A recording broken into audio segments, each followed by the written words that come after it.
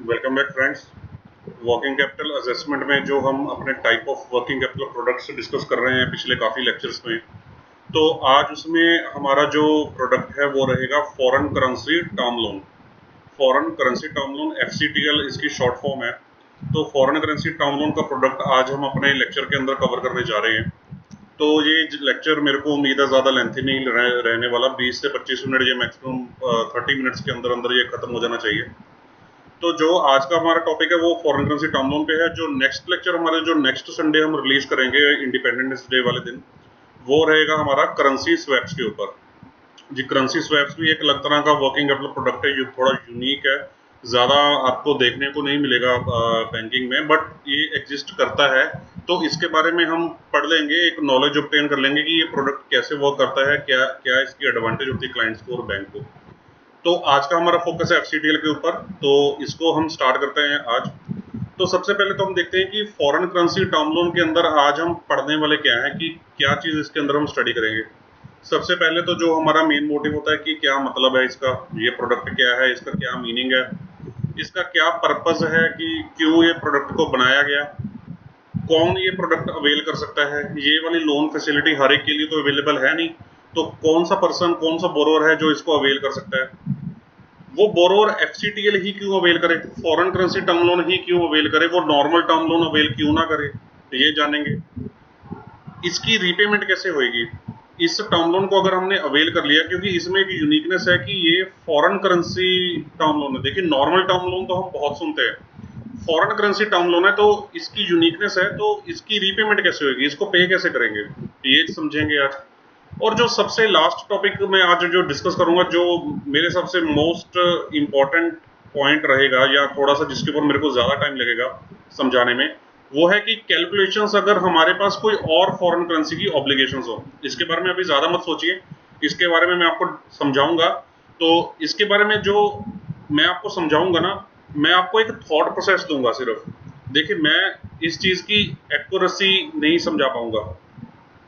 जब मैं आपको ये समझाऊंगा ना, तो आपको ये समझ में आएगा कि जो ये समझा रहे हैं या जो इन्होंने एक्सेल शीट के ऊपर समझाया है, उसमें काफ़ी कमियां हैं, काफ़ी खामियां हैं। बट अगेन, मेरा मोटिव है आपको एक थॉट प्रोसेस देना, ताकि आपका दिमाग सोचना शुरू करे कि हम कर क्या रहे हैं और क्या उसका रिजल्ट होना चाहिए।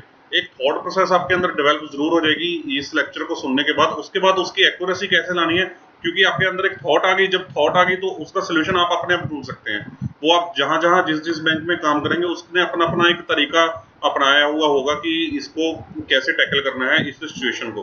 ठीक है, तो मैं एक ब्रीफ आइडिया दूंगा आपको, ताकि आपका दिमाग सोचना शुरू कर दे उस चीज को। तो शुरू करते हैं टॉपिक। तो ये पहले जो 4 टॉपिक्स हैं, ये तो मैं जस्ट एक स्लाइड में ही कवर कर दूंगा। देखिए, meaning, purpose, who is eligible, why FCTL। देखिए, मीनिंग तो नाम से ही क्लियर हो जाता है कि foreign currency term loan. Foreign currency term loan, हम बात करते हैं फॉरेन करेंसी टर्म लोन की, तो नाम से ही क्लियर हो जाता है कि ये कोई फॉरेन करेंसी इन्वॉल्व है इसके अंदर। फॉरेन करेंसी, विदेशी करेंसी इन्वॉल्व है। किसके अंदर इन्वॉल्व है, एक टर्म लोन के अंदर। अब टर्म लोन क्या होता है, टर्म का मतलब होता है लोन, तो आपको पता ही है कि लोन क्या होता है। टर्म का मतलब होता है पीरियड। टर्म का मतलब होता है पीरियड। पीरियड मींस एक फिक्स पीरियड। टर्म लोन्स वो होते हैं जो एक फिक्स पीरियड के लिए दिए जाते हैं। Fix period for example 3 years हो गया, 5 इयर्स हो गया, 7 इयर्स हो गया। लैप लोन या हाउसिंग लोन, हाउसिंग लोन तो आप 30 इयर्स के लिए भी ले लेते हैं, राइट। तो टर्म लोन्स वो होते हैं जो एक फिक्स पीरियड के लिए दिए जाते हैं। तो हम बात कर रहे हैं उन टर्म लोन्स की जो फॉरेन करेंसी में मिलेंगे। तो फॉरेन करेंसी टर्म लोन इस वजह से इसका नाम है। तो जो टर्म लोन्स होते हैं, जैसे कि आपने हमेशा से देखा है पहले भी, कि जो टर्म लोन्स होते हैं उनके कुछ ना कुछ पर्पस होते हैं। हमेशा लोन कोई ना कोई पर्पस के लिए लिया जाता है। टर्म लोन्स मींस कि जो किसी फिक्स पीरियड के लिए दिए जाते हैं। इसको आप कैसे पे करते हैं, आप इसकी EMI के थ्रू पे करते हैं। EMI मतलब आप इसकी किस्तें बनवाते हैं, इंस्टॉलमेंट्स बनवाते हैं, मंथली इंस्टॉलमेंट्स बनवा के इसको पे करते हैं। तो फॉर एग्जांपल, आपने ऑटो लोन लिया, ऑटो लोन मींस गाड़ी का लोन लिया, ये भी एक टर्म लोन है। बट इसका यूज क्या है, इसका पर्पस क्या है, गाड़ी खरीदना। और इसकी पेमेंट आप कैसे करते हैं? मंथली ईएमआई के थ्रू, हर महीने किस्त देते हैं। तो गाड़ी के लिए लोन है, ये इसका पर्पज है टर्म लोन ही, ठीक है, और इसका ही रीपेमेंट मंथली इंस्टॉलमेंट में होती है। फॉर एग्जाम्पल हाउसिंग लोन है। अब हाउसिंग लोन का पर्पज क्या रहता है कि घर खरीदना है या घर की कंस्ट्रक्शन करनी है, ये हाउसिंग लोन का पर्पज है। और हाउसिंग लोन की रीपेमेंट, इसकी भी किस्तें चलती हैं और आप इसको किस्तों के तहत एक फिक्स पीरियड के दौरान इसको पे कर देते हैं। तो जो टर्म लोन्स होते हैं उनका कोई ना कोई हमेशा पर्पज रहता है हमारे लाइफ के अंदर कि किस पर्पज के लिए उन लोन्स को लिया गया है। तो सिमिलरली जो फॉरेन करेंसी टर्म लोन है, जो फॉरेन करेंसी टर्म लोन है FCTL, इसका भी पर्पज होता है, इसका भी पर्पज होता है। देखिए इसके दो पर्पज हो सकते हैं, फॉरेन करेंसी टर्म लोन के दो पर्पज हो सकते हैं। पहला पर्पज क्या हो सकता है कि इसका पर्पज है कि ये बिजनेस के लिए यूज करना है हमने। सर बिजनेस के लिए क्या मतलब? बिजनेस मतलब अपना रेगुलर बिजनेस ट्रांजैक्शंस करने के लिए, regular business transactions. For example आपने इंपोर्ट करना है, फॉर एग्जांपल अपने सप्लायर को पेमेंट करनी है, अपने सैलरीज पे करनी है, अपने एडमिनिस्ट्रेशन खर्चे पे करने हैं। रेगुलर वर्किंग कैपिटल जो रिक्वायरमेंट है, रेगुलर जो वर्किंग कैपिटल रिक्वायरमेंट है बिजनेस की, उसके लिए जो FCTL अवे किया जाता है वो पर्पज हो गया उसका बिजनेस यूज के लिए। दूसरा उसका यूज हो सकता है हमारा capex purpose. Capex purpose means कि हमने कैपिटल एक्सपेंडिचर करने के लिए लोन लिया है, कोई कैपिटल एक्सपेंडिचर करने के लिए लोन लिया है। अब सर कैपिटल एक्सपेंडिचर से क्या समझते हैं हम? कैपिटल एक्सपेंडिचर फॉर एग्जांपल हमने कोई मशीनरी बाय करनी है, कोई हमने बिल्डिंग में इन्वेस्टमेंट, लैंड एंड बिल्डिंग में इन्वेस्टमेंट करनी है, ठीक है, कोई भी ऐसी एसेट में इन्वेस्टमेंट करनी है जो बैलेंस शीट में हमारी फिक्स्ड एसेट में क्लासिफाई होती हो, जो हमारी फिक्स्ड एसेट बनती हो, तो उसको बोलते हैं कैपेक्स पर्पस के लिए, कैपिटल एक्सपेंडिचर करने के लिए जो बैलेंस शीट में फिक्स्ड एसेट्स के अंदर स्टैंड करता है। ये जो एक्सपेंस है ये बैलेंस शीट में करंट एसेट्स या करंट लायबिलिटीज में स्टैंड करता है। तो ये जो एक्सपेंस है ये हमारा स्टैंड करता है फिक्स्ड एसेट्स के अंदर। तो FCTL को दो पर्पस के लिए लिया जा सकता है, राइट। तो अभी आप कंफ्यूज मत होना कि ये क्या चल रहा है क्या नहीं, फॉरेन करेंसी टर्म लोन। बस आप इतना समझिए कि जैसे गाड़ी का लोन आपने लिया, इंडियन रुपीज में मिलता है ना आपको, आपके अकाउंट में पैसे, या जो अपने एजेंसी वाले हैं उनको पैसे इंडियन रुपीज में देते हैं आप, हाउसिंग लोन आपको इंडियन रुपीज में मिलता है। उसी तरह सिमिलर से अगर मैं बोलूं कि आपको लोन किस्तों वाला ही मिलेगा, बट लोन आपको डॉलर्स में मिलेगा। फॉर एग्जाम्पल आपने $1 लाख का लोन ले लिया, $1 लाख का लोन ले लिया 3 साल के लिए, 3 ईयर्स के लिए, ठीक है। तो आप उसके अराउंड 33,333 डॉलर्स का जो प्रिंसिपल अमाउंट जो है वो एवरी ईयर पे करेंगे, प्लस इंटरेस्ट पे करेंगे, जो भी फॉरेन करेंसी में इंटरेस्ट बना प्लस इंटरेस्ट पे करेंगे। तो जो लोन फॉरेन करेंसी में मिलेगा उसको बोलते हैं हम फॉरेन करेंसी टर्म लोन, ठीक है। तो ये पॉइंट तो आपका क्लियर हो गया। तो अभी आगे देखते हैं कि आगे क्या है इसमें स्टडी करने के लिए। देखिए, this is a term loan availed in the foreign currency. Foreign currency में टर्म लोन लिया जाता है। Could be capex as well. इसका जो पर्पस है, इसका जो यूज है वो कैपेक्स एक्सपेंडिचर भी हो सकता है जिससे बैलेंस शीट में फिक्स्ड एसेट्स बनती हैं, या इसका वर्किंग कैपिटल रिक्वायरमेंट का भी पर्पस हो सकता है जिससे बैलेंस शीट में करंट एसेट्स बनती हैं, राइट। दो पर्पस हो सकते हैं। तो नॉर्मली मैंने जो बैंकिंग सेक्टर में देखा है वो क्या देखा है कि जो वर्किंग कैपिटल पर्पस के लिए यानी कि करंट एसेट्स बनाने के लिए लोन दिया जाता है, नॉर्मली उसको ये 3 साल के टेन्योर में देते हैं।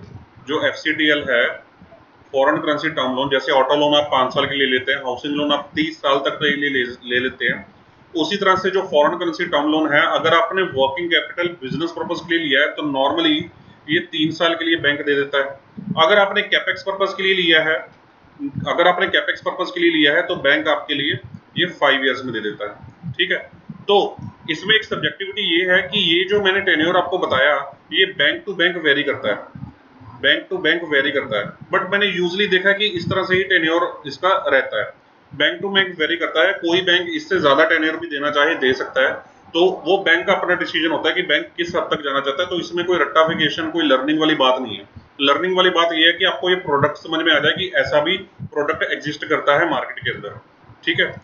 तो उसके बाद नेक्स्ट पॉइंट बड़ा इंपॉर्टेंट है कि सिर्फ ये प्रोडक्ट किसको दिया जाता है? सिर्फ एक्सपोर्टर कस्टमर को दिया जाता है। सिर्फ एक्सपोर्टर को ही इस प्रोडक्ट को लेने की ऑप्शन है। जो बंदा सिर्फ डोमेस्टिक सेल्स करता हो उस बंदे को इस प्रोडक्ट को लेने की कोई ऑप्शन नहीं है। सिर्फ एक्सपोर्टर को ही ये प्रोडक्ट दिया जाता है, ठीक है। एक्सपोर्टर को क्यों दिया जाता है? क्योंकि उसकी जो इनकम होती है वो फॉरेन करेंसी में ही होती है, राइट, फॉरेन करेंसी में ही उसकी इनकम होती है। तो उसका क्या बेनिफिट है? उसका बेनिफिट ये है कि जो एफसीटीएल है, आपको फॉरेन करेंसी टर्म लोन है, जैसे हमने $1 लाख की एग्जांपल ली थी कि $1 लाख का आपको लोन दे दिया और 3 साल में आपको रीपे करना है, तो आपको dollar 33,333 something dollar per year principal amount pay करना है, प्लस इंटरेस्ट अलग से, तो ये पे करना है। तो जब ये आपको पे करना है तो इसकी रीपेमेंट, इसकी जो किस्तें बनेंगी वो भी तो डॉलर में बनेगी ना। जैसे हाउसिंग लोन लिया, ऑटो लोन लिया, उसकी अमाउंट बन गई रुपीज में कि 15,000 रुपये महीना किस्त, 20,000 रुपये महीना किस्त। तो इसके अंदर आप देखिए सिनेरियो, इसके अंदर आपने $33,333 पूरे साल में देने हैं, तो डिवाइड बाय 12 करेंगे तो अराउंड 2700-2800 के करीब जो डॉलर्स हैं वो आपको पर मंथ पे करने हैं। तो वो पेमेंट आपको किस में करनी है? पेमेंट जो रीपेमेंट जो है आपको किस में करनी है? फॉरेन करेंसी में। रीपेमेंट इसकी आपको कैसे करनी है? क्योंकि फॉरेन करेंसी में ही लोन लिया है तो किस्तें भी फॉरेन करेंसी में बनी है, तो रीपेमेंट भी फॉरेन करेंसी में करनी है।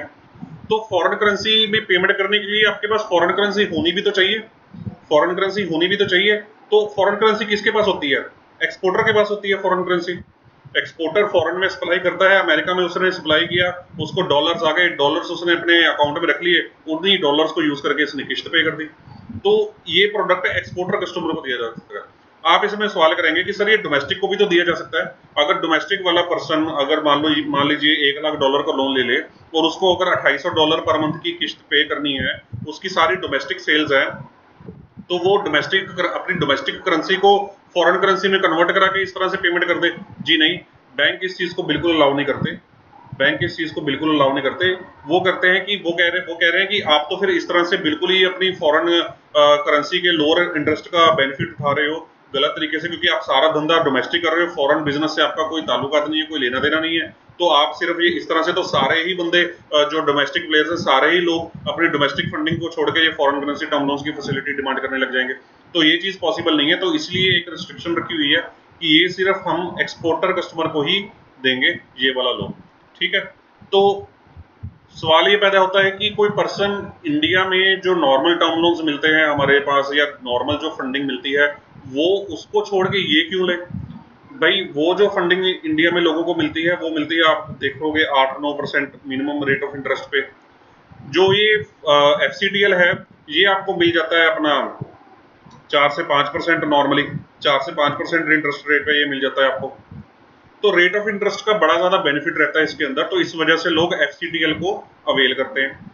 तो दूसरी चीज कि जो एफसीटीएल में नॉर्मली मैंने देखा है कि जो आरओआई रहता है ना, कि जैसे आपको 4 से 5% का अगर आरओआई कर दिया, तो ये आरओआई कोई फ्लोटिंग रेट ऑफ इंटरेस्ट नहीं होता, फ्लोटिंग आरओआई नहीं होता। Floating rate of interest means जैसे कोई लाइबर के साथ या रेपो रेट के साथ, एमसीएलआर के साथ लिंक्ड कोई रेट ऑफ इंटरेस्ट नहीं रहता। ये फ्लोटिंग नहीं, ये फिक्स रेट ऑफ इंटरेस्ट रहता है नॉर्मली, जो मैंने देखा है आज तक अपने करियर में, कि फिक्स रेट ऑफ इंटरेस्ट के अकॉर्डिंगली आपको ये लोन दे दिया जाता है, ठीक है। तो आप ये समझ गए कि इसका मीनिंग क्या है, कि एक टर्म लोन है, बस जैसे ऑटो लोन, हाउसिंग लोन होते हैं, ठीक है। ये टर्म लोन बस हमको डॉलर्स में दे दिया गया, या फॉरेन करेंसी, कोई भी फॉरेन करेंसी में दे दिया गया।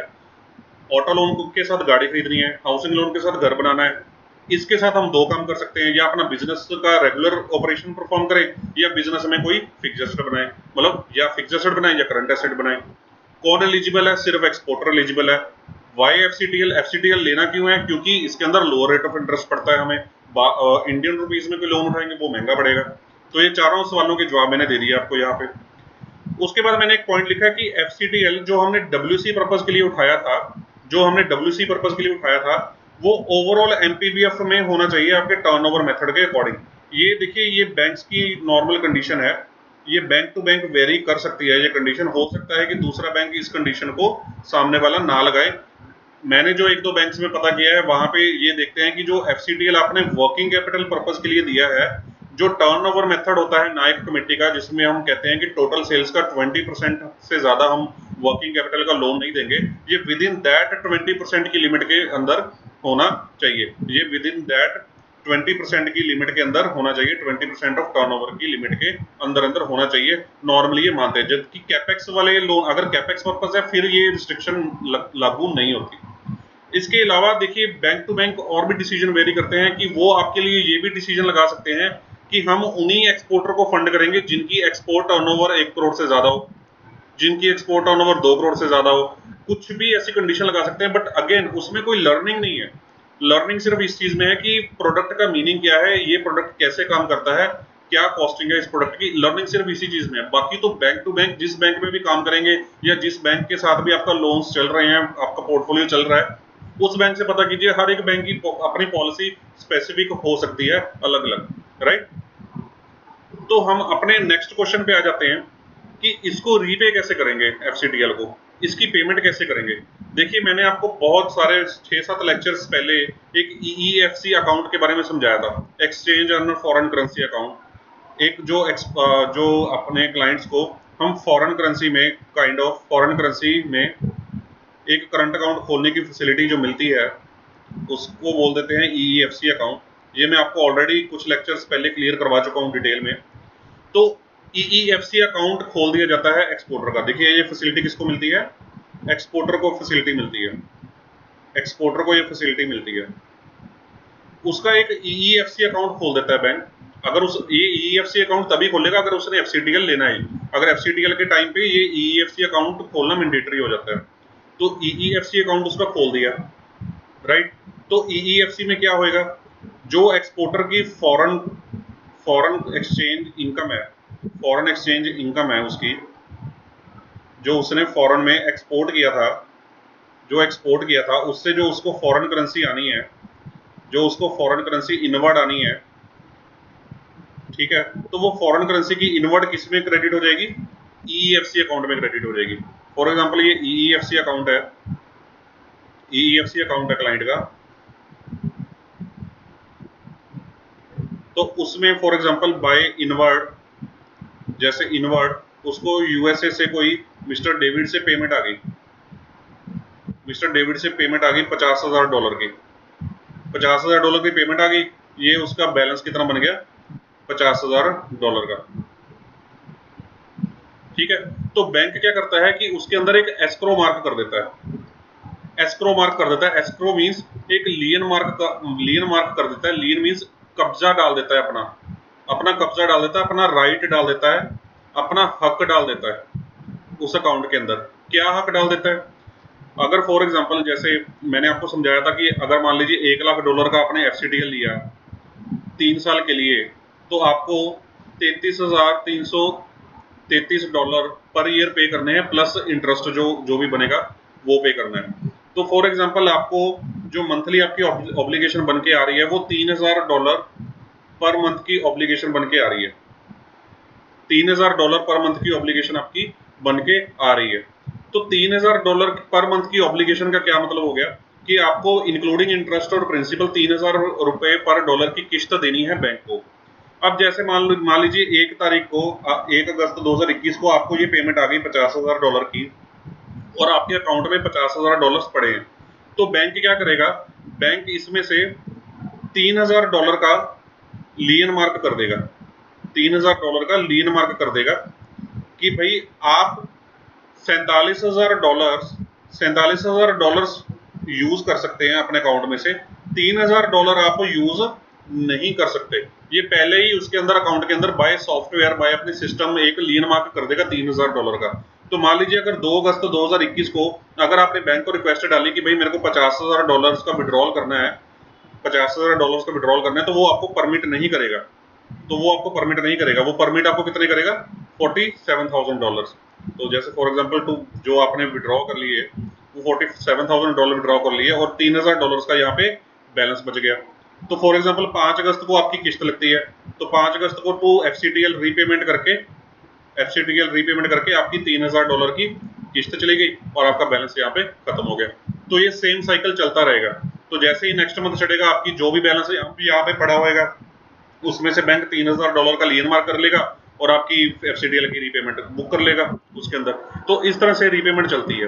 तो इसमें आपके लिए रिस्क फैक्टर क्या रहता है, अगर आप एक्सपोर्टर हैं तो आपके अंदर इसके लिए रिस्क फैक्टर क्या है कि आपके पास डॉलर्स की उतनी अमाउंट की पेमेंट उस डेट को ऑलवेज पड़ी हो। तो ये ना हो कि कहीं आपके पास डॉलर्स की पेमेंट ही नहीं आई, आपने प्लानिंग पहले करके रखी नहीं, पेमेंट लेट हो गई और आप टाइम पे किस्त दे नहीं पाए। अगर आप टाइम पे किस्त नहीं दे पाए तो समझ लीजिए फिर आपका डिफॉल्ट हो गया, तो फिर आप बैंक उस तरह से आपको टैकल करेगा, आपका सिबिल खराब होएगा।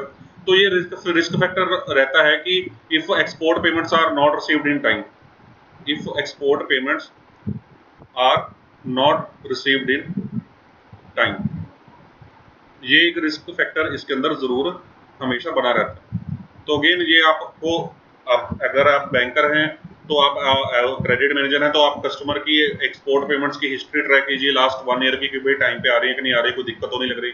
अगर आप एक्सपोर्टर हैं, लोन लेने जा रहे हैं, तो आप अपने आप को इंश्योर कर लीजिए कि भाई मेरे जो बंदे हैं जिनको मैं माल बेच रहा हूँ वो टाइम पे देने वाले बंदे हैं भी या नहीं, कहीं मैं ये लोन लेके बैठ जाऊँ और टाइम पे पे ही ना कर सकूँ, क्योंकि इसकी तो फिक्स ऑब्लिगेशन हर महीने जानी जानी है। तो ये चीज़ का आपको ध्यान रखना है। तो ये क्वेश्चन भी आपका सॉल्व हो गया। अब हमारा आ जाता है सबसे टेक्निकल और सबसे लास्ट क्वेश्चन, जिसके अंदर आप बहुत सारी कमियां निकालेंगे कि सर इसमें तो ये कमी है, ये कमी है, आपने जो प्रेजेंट किया है इसके अंदर ये दिक्कत है, ये दिक्कत है, ये भी हो सकता है, ये प्रैक्टिकल सिनेरियो भी हो सकता है। तो देखिए मैं वही चाहता हूं कि आपके अंदर ये सोच डेवलप हो, आप कमियां निकालें, आपको ये समझ में आए कि हम कर क्या रहे हैं। अगर आप कमियां निकाल पा रहे हैं तो दैट मीन्स आपको लॉजिक क्लियर हो गया कि हम क्या कर रहे हैं। तो लॉजिक समझाना ही मेरा सबसे बड़ा मोटिव है आपको यहाँ पे। कमियां तो देखिए मैं आपको पहले बोल रहा हूँ कि दिखेंगी आपको। देखिए लॉजिक क्या है, दिक्कत क्या आती है। What if client has other obligations in foreign currency, मतलब क्या है। अब मैंने आपको बोला कि किसी क्लाइंट की एक्सपोर्ट सेल्स है फॉर एग्जांपल, वो $1000 की एक्सपोर्ट सेल करता है एवरी ईयर $1000 की एक्सपोर्ट सेल करता है। तो ये भी तो सिनेरियो हो सकता है ना कि क्लाइंट ने कोई पैकिंग क्रेडिट लिमिट ली हो। Packing credit pre shipment post shipment limits होती है ना, जो मैंने आपको लास्ट लेक्चर्स में कवर करवाई है। तो पैकिंग क्रेडिट लिमिट्स भी तो हो सकती है ना। तो ये पैकिंग क्रेडिट लिमिट्स, जैसे फॉर एग्जांपल किसी क्लाइंट ने $200 की पैकिंग क्रेडिट लिमिट अवेल करी हुई है, $200 की पैकिंग क्रेडिट लिमिट अवेल करी हुई है, तो इस पैकिंग क्रेडिट लिमिट को भी तो रीपे करना है ना, इसको भी तो रीपे करना है। इसकी रीपेमेंट भी कहां से होती है, इसी फॉरेन करेंसी से तो रीपेमेंट होती है, एक्सपोर्ट सेल से ही तो रीपेमेंट होती है इस लिमिट की। तो इस लिमिट को रीपे करने के बाद जो उसके पास फॉरेन करेंसी बचेगी, फॉर एग्जांपल ये 100% एक्सपोर्टर है बंदा, ये 100% एक्सपोर्टर है बंदा, ठीक है, कोई डोमेस्टिक सेल्स नहीं है। तो इसके पास फॉर एग्जांपल और जो पेमेंट्स बाकी बैलेंस बचेगी उससे उसने कुछ और खर्चे भी निकालने हो सकते हैं। उसके बाद जो उसके पास बैलेंस पेमेंट बचेगी उसको वो सोच सकता है कि मैं फॉरेन करेंसी टर्म लोन की रीपेमेंट के लिए यूज कर लूँ। तो पैकिंग क्रेडिट लिमिट के अलावा उसके कोई और डोमेस्टिक लोन्स भी तो हो सकते हैं, जिसकी उसको ईएमआई रीपे करनी है, राइट। ये तो रीपे करनी है उसने इंडियन रुपीज में, बट अगर 100% एक्सपोर्टर है तो उसके पास इंडियन रुपीज आएंगे कहां से। वो तो जो एक्सपोर्ट सेल्स को इंडियन रुपीज में कन्वर्ट करेगा वही तो इंडियन रुपीज वो पे कर पाएगा, राइट। तो इस तरह से काफी कम्बरसम हो जाता है ट्रांजैक्शन जब हम समझने जाते हैं कि भाई अगर क्लाइंट की और ऑब्लिगेशंस को भी कंसीडर किया जाए। तो इसको देखिए मैं अगेन फिर से रिपीट कर रहा हूं कि मैं एक एक्सेल शीट आपके सामने प्रेजेंट करने जा रहा हूं अभी।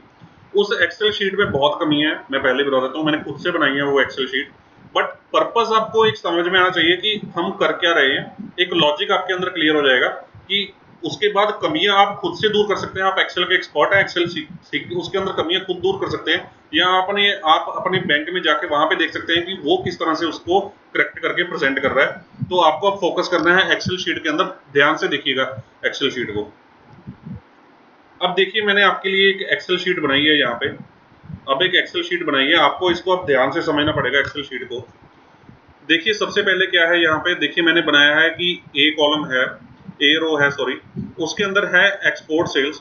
तो फॉर एग्जांपल एक क्लाइंट की $1000 के अराउंड की जो है वो एक्सपोर्ट सेल्स है, जो फॉर एग्जांपल $1000 के अराउंड की उसकी एक्सपोर्ट सेल्स है, ठीक है। या 1000 रुपीज के इक्विवेलेंट लगा लीजिए, कुछ भी लगा लीजिए आप करेंसी की डिनोमिनेशन। उसके बाद मैं कह रहा हूँ कि $500 की उसकी या $500 की के इक्विवेलेंट उसकी डोमेस्टिक सेल्स भी है। तो जो उसकी टोटल सेल्स है वो कितनी हो गई, $1500 के अकॉर्डिंग, ठीक है। तो मैंने आपको समझा, ये जो मैं एग्जांपल ले रहा हूँ, ये मैं एग्जांपल ले रहा हूँ foreign FCTL for WC purpose की, FCTL फॉर WC पर्पस। उसके अंदर मैंने आपको एक पॉइंट समझाया था कि FCTL फॉर WC पर्पस में कि ये एमपीबीएफ जो एज पर टर्नओवर मेथड है उसके विद इन होना चाहिए। तो मैं उसी चीज को देखिए फिट कर रहा हूँ यहाँ पे, उसी चीज को फिट कर रहा हूँ। अब देखिए अगर क्लाइंट की टोटल सेल्स 1500 है तो जो 20% वाला मेथड है तो 1500 का 20% कितना होता है? 300 रुपए। 1500 का 20% कितना हो गया? 300 रुपए। तो उसका मैक्सिमम एमपीबीएफ कितना बन गया? 300 रुपए।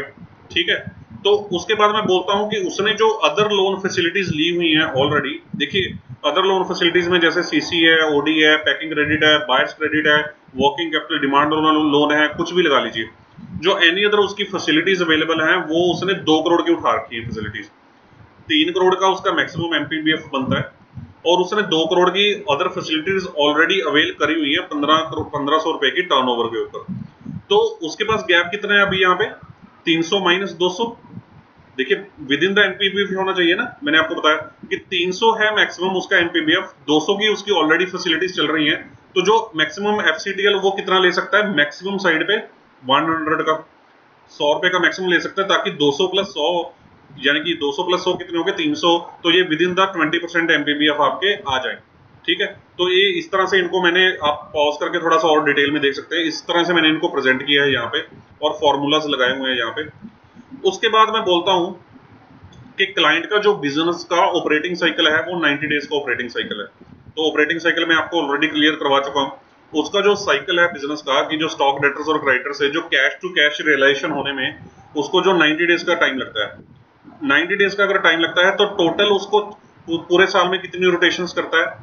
देखिए 360, अगर मान लीजिए साल में 360 दिन है तो 60 दिन डिवाइड बाय 90 दिन, 360 डिवाइड बाय 90 तो 4 हो गए, 90 दिन के 4 साइकिल हो गए उसके बिजनेस में। ठीक है, तो जो उसने 2 करोड़ रुपए की लोन फैसिलिटी ली हुई है, ये तो आपको पता ही है ना कि वर्किंग कैपिटल की जो फैसिलिटी हमने 2 करोड़ की दी है, ये उसको उसके ऑपरेटिंग साइकिल को फंड किया है हमने 90 दिन के साइकिल को फंड करने के लिए 2 करोड़ रुपए दिया है ना। तो ये 2 करोड़ रुपए कितनी बार यूज करेगा? 2 करोड़, 2 करोड़, 2 करोड़, 2 करोड़, ये 4 बार यूज करेगा क्योंकि 4 साइकिल है इसके। तो इसको वो कितना यूज करेगा? 800 के इक्विवेलेंट यूज करेगा। 200 इंटू 4, 8 करोड़ के इक्विवेलेंट यूज करेगा। ठीक है, 200 पहले 90 दिन यूज कर लिए, फिर 200 उससे अगले 90 दिन यूज किए। ठीक है, पहले 200 खत्म हो गए, फिर 200 अगली बार, फिर 200 अगली बार। ठीक है ना, तो मतलब 200 एक बार जैसे डे 1 पे यूज कर लिए, 90 दिन पूरे हुए, उसको कैश आ गया, 200 रुपए पे किए, उसके बाद 200 यूज कर लिए, फिर उसको पे किया, 200 रुपए यूज कर लिए, फिर उसको पे किया 90 दिन बाद, फिर 200 रुपए यूज किए, फिर उसको 90 दिन बाद पे किया, यानी कि 200 200 200 200 करके उनको 4 बारी 4 साइकिल में पे करेगा, तो टोटल 800 रुपए पे करेगा। ठीक है, तो अब इसमें मैंने देखा कि भाई 1000 रुपीज की 1000 रुपीज की उसकी फॉरेन करेंसी की इनवर्ड है, 1000 रुपीज की फॉरेन करेंसी की इनवर्ड है कि उसको साल में सप्लाई कितनी होनी है? 1000 रुपीज की। 800 रुपए तो उसके ये वर्किंग कैपिटल की रीपेमेंट में ही निकल जाने हैं, 1000 में से 800 तो इसकी इस रीपेमेंट में ही निकल जाने हैं, तो उसके पास कितने पैसे बचे? 200 रुपए ही बचे उसके पास। ये देखिए साल में अगर 1000 रुपए की करेंसी आनी है तो साल भर में उसको 800 रुपया देना भी है अपने एग्जिस्टिंग फाइनेंसिस का। तो वो एग्जिस्टिंग फाइनेंसिस का 800 रुपया देने के बाद उसके पास एक साल में कितने पैसे बचते हैं? देखिए एक साल में, आप इसको इसके साथ कंफ्यूज मत करना कि मैक्सिमम एफसीटीएल 100 रुपए है।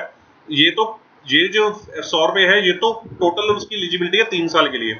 मैं तो बात कर रहा हूं कि उसके बाद साल भर में कितने पैसे बचते हैं? 200 रुपए बचते हैं उसके पास पूरे साल में। तो उसके बाद 36 महीने का मैंने लोन दे रहा है, 36 महीने यानी कि 3 साल का लोन दे सकता हूँ वर्किंग कैपिटल पर्पज के लिए। तो उसकी जो ईएमआई बनती है, यहाँ पे मैंने फॉर्मूला लगाया हुआ है ईएमआई का, यहाँ पे इस फॉर्मूला को आप नोट डाउन भी कर सकते हैं। ये मैंने देखिए फॉर्मूला लगाया हुआ है यहाँ पे, तो उसकी 33,59,000 पर ईयर की ईएमआई बनती है इंक्लूडिंग इंटरेस्ट। तो अगर उसको 1 करोड़ का एफसीटीएल लेना है 3 साल के लिए, तो उसकी 33,59,000 के अराउंड की इंक्लूडिंग इंटरेस्ट आपकी जो है ईएमआई बनती है। यहाँ पे मैंने जो 0.005 उठाया हुआ है, ये मैंने 5% रेट ऑफ इंटरेस्ट अज्यूम किया है एफसीटीएल का। आप ज्यादा रेट ऑफ इंटरेस्ट या कम रेट ऑफ अज्यूम कर लेंगे तो आपकी ईएमआई अकॉर्डिंगली बन जाएगी। तो 33,59,000 की पर ईयर की ईएमआई बनती है। तो आप देखेंगे कि उसके पास पूरे साल में बचते हैं 2 करोड़ रुपए, 200 रुपए सॉरी, पूरे साल में बचते हैं 200 रुपए, और उसने पूरे साल में एफसीटीएल के लिए पे कितने करने हैं? 33,59,000। तो दैट मीन्स जो 1 करोड़ की एलिजिबिलिटी है हमारी फिट बैठ रही है। तो अगर मान लीजिए यहाँ पे अगर मान लीजिए यहाँ पे 33 लाख की जगह पूरे साल की ऑब्लिगेशन 2 करोड़ 225 की होती, तो फिर तो एफसीटीएल की एलिजिबिलिटी बैठनी नहीं थी। क्यों नहीं बैठनी थी? क्योंकि आपके पास एफसीटीएल को देने के लिए पैसे कितने बच रहे हैं? 200 रुपए। तो आप ईएमआई बना के बैठ रहे हैं 225 की पूरे साल की, तो आप कैसे पे कर पाएंगे? आप पे ही नहीं कर पाएंगे। तो इस तरह से मैंने लिखा कि एलिजिबिलिटी तभी है अगर के जो है जो हमारा लेस देन हो इससे 200 से, अगर ईएमआई हमारी बैलेंस से कम हो तभी हम पे कर पाएंगे। तो देखिए ये एक लॉजिक है, एक समझाने का एक तरीका है समझने का इस चीज को। अब इसके अंदर कई खामियां हैं, इसके अंदर कई खामियां हैं। मैं देखिए कुछ खामियां आपके सामने खुद हाईलाइट कर देता हूं। अब देखिए मैंने यहाँ पे खामियां क्या हैं, कमियां ये है कि मैंने ये देखा कि जो फंड्स यूज करने हैं डब्ल्यूसी पर्पज 800 रुपए के, मैंने कब बोला कि ये 2 करोड़ रुपए को चार बारी रीपे करना है, तो चार बारी रीपे करेंगे, तो मैंने उसको 800 रुपया पे किया। तो मैंने उसके बाद बोला कि 1000 में से 800 गए तो बचे 200 रुपए। अब भाई जो 800 रुपया पे करना है वो 800 का जो पेमेंट है उसमें से 500 तो वो यहाँ से भी तो पे कर सकता है ना, 500 यहाँ से भी तो पे कर सकता है ना। तो अगर 500 उसने डोमेस्टिक सेल्स में से पे कर दिए, तो यहाँ से 1000 में से, तो 800 में से अगर 500 डोमेस्टिक सेल्स से निकल गए तो 300 बचे, तो 1000 माइनस 300, तो यहाँ पे तो 700 रुपया बचना चाहिए। तो मैं इस तरह से भी तो नॉक ऑफ कर सकता हूँ ना। तो मैंने इसको मैंने नॉक ऑफ कहाँ से किया 800 को? सीधा 1000 पे में से। तो मैं इसको आइडली नॉक ऑफ किस में से करना चाहिए? 1500 में से, तभी तो मैं देख पाऊंगा ना। तो 1500 में भी मैं लॉजिक क्या लगा रहा हूँ कि 800 रुपए की जो रीपेमेंट है वो पहले मैं 5 करोड़ की 500 की डोमेस्टिक सेल से पे करूंगा। तो इस तरह से करके ये एक कमी है इसके अंदर। दूसरी कमी आप देखिए कि जो मैंने इसके अंदर एमपीबीएफ लगाया है, मैंने इसमें अज्यूम किया है कि 20% के हिसाब से, यानी कि मैंने अज्यूम किया है कि क्लाइंट के बिजनेस में 5 साइकिल है, क्लाइंट के बिजनेस में 5 साइकिल है, जबकि यहाँ पे मैंने कितने साइकिल्स के हिसाब से एलिजिबिलिटी करी है? वो 4 साइकिल के हिसाब से की है। तो ये भी तो यहाँ पे 5 होने चाहिए ना। अगर मैंने वहां पे एमपीबीएफ 5 लिया है तो ये भी तो 5 के हिसाब से ही होना चाहिए। ये कमी है यहाँ पे। दूसरी कमी क्या है? तीसरी कमी क्या है कि फॉर एग्जांपल किसी का इंपोर्ट अगर चल रहा है, किसी का अगर इंपोर्ट है, अगर उसने इंपोर्ट के लिए कोई और फैसिलिटी नहीं ली हुई, तो वो इंपोर्ट के तो भी तो डॉलर्स की एडजस्टमेंट करनी पड़ेगी ना। इंपोर्ट की पेमेंट भी तो डॉलर से करनी है, उसकी भी तो एडजस्टमेंट करनी पड़ेगी। तो इस तरह से ये सोचने के तरीके हैं कि वो किस किस तरह से उनको रीपे करेगा। बट ये एक जस्ट एक स्नैपशॉट है, एक पिक्चर है आपके सामने। आपके सामने लॉजिक क्या है, आपके लिए लॉजिक क्या है मेन समझने वाला। देखिए लॉजिक सिंपल इतना है, लॉजिक इतना है कि भाई यू शुड हैव, आप इस लाइन को पकड़े रखना, you should have adequate foreign currency available with yourself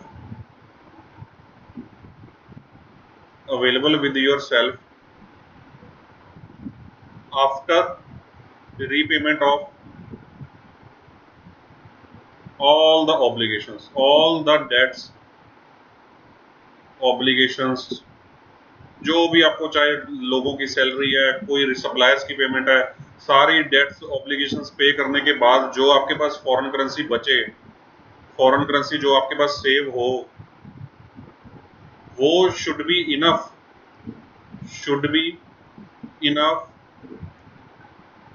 to make the annual obligation of एफसीटीएल।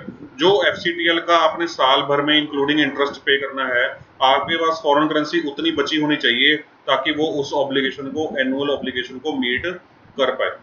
तो इस लॉजिक को पकड़ के चलना है। अल्टीमेट क्रक्स यही है उन कैलकुलेशंस का। अब उन कैलकुलेशंस को एक्सेल में कैसे फिट करना है वो एक मैटर ऑफ डिस्कशन है कि उसके लिए देखिए इतना एक्सेल एक्सपर्ट तो मैं भी नहीं हूँ, उसके लिए बहुत ज़्यादा डिटेल्ड एक्सेल फॉर्मूलेस लगा के उनको सेट करना पड़ेगा। इसके अंदर तो आप देखिए अभी इसके अंदर तो मैंने जो ईएमआई बेस्ड लोन है वो भी नहीं सेट करे हुए, मैंने तो सिर्फ वर्किंग कैपिटल लोन्स को सेट किया है 2 करोड़ रुपए। अगर किसी क्लाइंट ने गाड़ी का लोन लिया हुआ है, कोई हाउसिंग लोन लिया हुआ है, उनकी कोई किस्त जा रही है, तो वो किस्त भी तो पे करनी है ना। वो किस्त कहाँ से पे करेगा? वो किस्त अपने बिजनेस इनकम से ही तो पे करेगा, उनको कहीं नहीं एडजस्ट कर रखा मैंने। तो वो बहुत सारे फैक्टर्स हैं जो आपको कंसीडर करने हैं। बट आपके दिमाग में एक आइडिया होना चाहिए कि हम कर क्या रहे हैं। अल्टीमेट ऑब्जेक्टिव यही है, अल्टीमेट ऑब्जेक्टिव यही है कि आपके पास फॉरेन करेंसी उस तरह से बची होनी चाहिए। इस चीज को समझने के लिए, मतलब जानने के लिए, सबसे बेटर पर्सन एक्सपोर्टर इटसेल्फ है। एक्सपोर्टर इटसेल्फ जो है बंदा, वो सबसे बेस्ट पर्सन है जो इस चीज को जान सकता है। बैंकर हमेशा कोई ना कोई गलती कर देगा। एफसीटीएल प्रोडक्ट मार्केट में इतनी आसानी से बैंक नहीं बांट रहा है कि हर एक जना खाना बंदा एफसीटीएल अवेल करके बैठा हुआ है, क्योंकि इसमें टेक्निकलिटी इन्वॉल्व है, इसमें कम्बरसमनेस इन्वॉल्व है। तो ये हर कोई क्लाइंट भी नहीं ले रहा इस लोन को। आप देखेंगे ना तो वहां पे एफसीटीएल, आप बैंक में जब काम करेंगे तो आप पाएंगे कि एफसीटीएल लोन बहुत ज्यादा नहीं बिक रहा, बैंक इस लोन प्रोडक्ट को बहुत ज्यादा सेल नहीं कर पा रहे, क्योंकि इसमें टेक्निकलिटीज बहुत ज्यादा है, कम्बरसमनेस बहुत ज्यादा है। तो एक्सपोर्टर ही एक सबसे बेस्ट पर्सन है ये जज करने के लिए कि मेरा ये लॉजिक फिट बैठ रहा है कि नहीं बैठ रहा। कल को कोई गड़बड़ हो गई तो बैंक ने तो कोई ना कोई तरीके से रिकवरी कर लेनी है, बट एक्सपोर्टर को ही नुकसान है अल्टीमेटली उस चीज में, राइट। तो आई होप कि आपको फॉरेन करेंसी टर्म लोन का टॉपिक समझ में आ गया होगा। तो जो हमारा नेक्स्ट लेक्चर है वो अगेन करेंसी स्वैप्स के पे रहेगा। तो करेंसी स्वैप खत्म करने के बाद मेरे जो फॉरेन के जो टॉपिक्स हैं, जो फॉरेन के टॉपिक्स इन द सेंस जो फॉरेन के लोन प्रोडक्ट्स हैं जो एक्सपोर्टर और इंपोर्टर के लिए हमने डिसाइड करे थे, वो सारे के सारे लोन प्रोडक्ट्स मेरे मेरे एंड पे जो है वो फिनिश हो जाएंगे। उसके बाद मैं एक दो लेक्चर्स में आपको छोटी छोटी चीजें बताऊंगा, जैसे स्विफ्ट कोड के बारे में, लाइबर क्या होता है, कैसे वर्क करता है, उसके बारे में बताऊंगा। थोड़ा बहुत जैसे एक दो चीजें मैं समझाना चाहता हूँ, बिल ऑफ एंट्री क्या हो गया, आईजीएम क्या होता है, वो मैं चीजें ये एक दो लेक्चर्स में ही मैं आपको कवर करवा के then I will move to जो डोमेस्टिक के वर्किंग कैपिटल प्रोडक्ट्स हैं, जैसे कि मशीनरी टर्म लोन्स है, बिल्डिंग टर्म लोन्स हैं, फाइनेंशियल बैंक गारंटीज हैं, परफॉर्मेंस बैंक गारंटीज हैं, इंटरेस्ट रेट स्वैप्स हैं। तो इस तरह के जो बाकी डोमेस्टिक के हमारे प्रोडक्ट्स बचे हुए हैं, इन प्रोडक्ट्स के बारे में मैं उसके बाद स्टार्ट करूंगा। तो ये सब जब खत्म हो जाएगा then we will discuss about कि जो इंटरेस्टिंग और भी इंटरेस्टिंग टॉपिक्स हैं, रेशियो एनालिसिस है, बैंकिंग एनालिसिस है, सिबिल एनालिसिस है, सीएमआई डाटा कैसे बनाना है, प्रोजेक्शंस कैसे करनी है, दैट उसके बाद हम इन चीज़ों पे शुरू करेंगे। तो आप इस चैनल के साथ बने रहिए, तो बहुत इंटरेस्टिंग होने वाला है आगे चल के, आपके लिए बहुत सारी लर्निंग इन्वॉल्व है। तो आप रेडीमेड क्रेडिट मैनेजर जॉब करने के लिए बिल्कुल रेडी हो जाएंगे, ये मैं अश्योर करता हूँ आपको। तो लाइक कीजिए, सब्सक्राइब कीजिए, मैक्सिमम लोगों के साथ शेयर कीजिए ताकि ज़्यादा से ज़्यादा लोग इस चैनल का बेनिफिट उठा पाएँ। तो मैं आपको नेक्स्ट संडे को मिलूंगा इंडिपेंडेंस डे वाले दिन की। Thank you very much.